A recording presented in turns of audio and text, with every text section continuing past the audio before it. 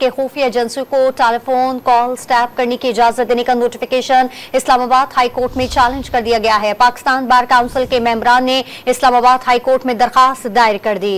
मजीद जानते हैं don news के नुमाइंदे उमर मेहताब बर्नी से। उमर, बताइएगा दरखास्त में क्या मौक़िफ़ इख्तियार किया गया है?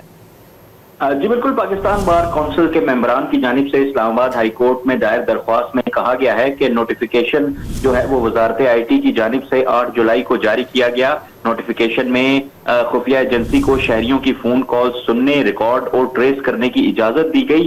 खुफिया एजेंसी को यह इजाजत टेली कम्युनिकेशन एक्ट की दफा 54 के तहत दी गई। खुफिया एजेंसी को फोन कॉल्स टेप करने की इजाजत का नोटिफिकेशन गैर कानूनी है।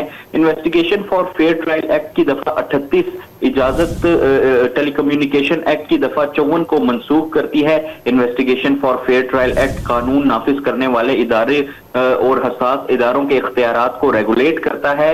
दरख्वास्त में मजीद कहा गया है कि इन्वेस्टिगेशन एक्ट के तहत तफ्तीशी अफसरान को सर्वेलेंस या जासूसी के लिए अदालत से वारंट हासिल करना होता है, जिसके बाद ही वो इसके अहल होते हैं।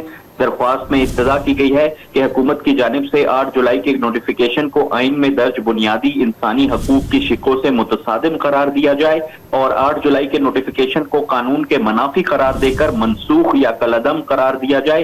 दरख्वास्त में यह भी इस्तदा की गई है कि फरीकैन को किसी शहरी की भी फोन कॉल सुनने, टेप करने या ट्रेस करने से रोका जाए। दरख्वास्त में वजारत इंफॉर्मेशन टेक्नोलॉजी, सेक्रेटरी दिफा, सेक्रेटरी दाखिला और PTA को फरीक बनाया गया है। जी बहुत शुक्रिया उमर मेहताब बर्नी अपडेट करने के लिए।